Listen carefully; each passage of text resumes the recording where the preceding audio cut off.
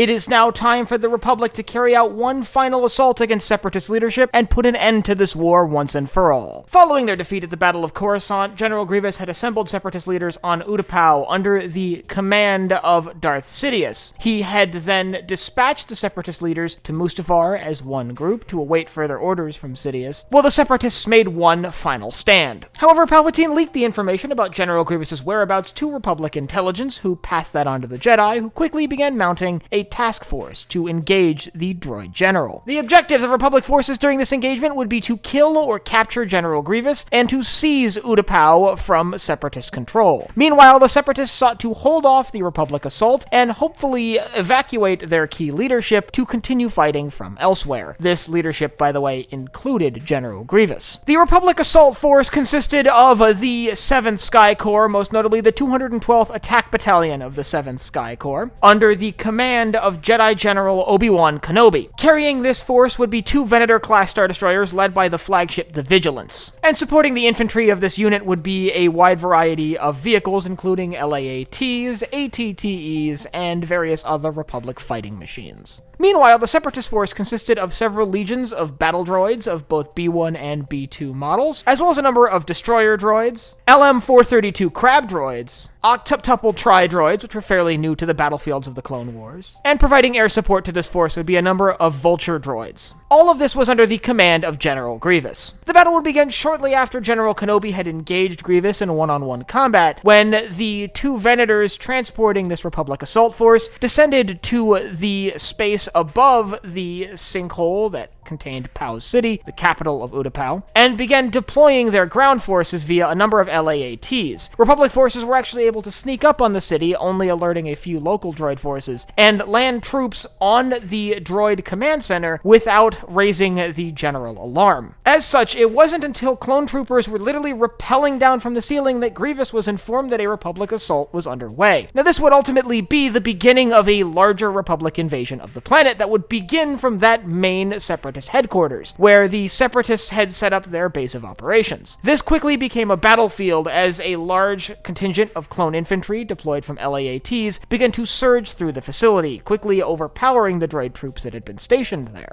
Once it had become known that Republic forces were carrying out a siege of the city, the Separatist troops on the ground launched a number of vulture droids to attempt to neutralize the Republic capital ships. However, at this point, the Republic had already achieved air superiority and the vulture droids were quickly eliminated, allowing Republic LAATs to operate with impunity in the airspace around Pau City. And while the duel between Obi-Wan Kenobi and General Grievous continued, Republic forces were able to secure the Separatist command center and begin advancing into the city's surrounding structures. Separatist forces, however, had set up positions outside of their command center as Republic forces attempted to gain a foothold, meaning that the Republic forces would now have to fight house for house and street for street throughout the middle section of the city, leading to an intense bout of urban warfare that would be devastating to the local population, while droid and clone forces exchanged gunfire throughout the main civic center of the city. However, once the Republic forces had secured that entire region of the city, they had successfully divided the droid forces in half, with a large portion of the droid forces being located above the Republic stronghold, while another droid segment was located below it. The decision was made by Commander Cody to continue to drive Republic forces lower in the city, with the effort to secure the lower parts of the city before carrying out an invasion of the upper half of the settlement. As Republic forces moved through the streets of Utapau, they were supported on larger streets by columns of ATTEs, which provided primary fire support for infantry forces advancing house to house, and in the air they were supported by a number of LAATs, which could fly in low and provide low air support. Eventually, Republic forces were able to push all the way down to the lower segments of the city, capturing basically the entire bottom half of the sinkhole, forcing the Separatist remnants into the upper portions of the city. At that point, Separatist troops began preparing to withdraw from the city while facing stiffer and stiffer Republic resistance. It's also around this time that General Grievous had been defeated in his duel with General Kenobi, resulting in the droid general's death. With the death of General Grievous, Kenobi rendezvoused with Commander Cody and gave his final order to his clone troops, where he ordered his forces to move to the upper regions of the city, having successfully secured the lower levels from Separatist control. Shortly after giving this order to his forces, however, Order 66 was given by the Office of the Supreme Chancellor, and Commander Cody, without hesitation, ordered his forces to fire on Jedi General Obi-Wan Kenobi. Now, unlike in the Battle of Kashyyyk, the betrayal of the Jedi didn't really affect the outcome or even the flow of the battle that much. The only major notable change was that the tone between the clone troopers and local resistance members that had joined the fight changed significantly, and ultimately many of those local resistance members would end up being arrested by clone forces before the end of the engagement, as they were seen as a threat to the coming Galactic Empire. It wasn't long before clone troopers had managed to secure the entire city, pushing all the way up to the mouth of the sinkhole, and securing Utapau for the Galactic Empire, ending the Battle of Utapau in an Imperial victory. Ultimately, this battle had massive ramifications, but more on a sort of cultural level than on an actual strategic level. The death of General Grievous represented the end of the Separatist chain of command, which had already been thrown up in the air by some power shifts that had happened following Count Dooku's death. As a result, the Separatist chain of command basically fell apart, and while many droids would keep fighting for at least a few more days until the shutdown order was given from Mustafar, the war more or less is seen to have ended as a result of the Republic victory at the Battle of Utapau. It is seen in the eyes of much of the galaxy as the battle that broke the back of the Separatists and ultimately led to the final conclusion of the war. But all of this occurred because Separatist leadership was gathered on Utapau as one big juicy target for Republic forces, and they gathered there following their defeat at the Battle of Coruscant. If you'd like to learn more about how the Battle of Coruscant played out in this last-ditch Separatist attempt to undermine Republic control, I'll leave a link in the upper right-hand corner to my battle analysis on the Battle of Coruscant. And if you have any other engagements you'd like to see covered in future episodes of Battle Analysis and added to the archive, you can let me know down below in the comments.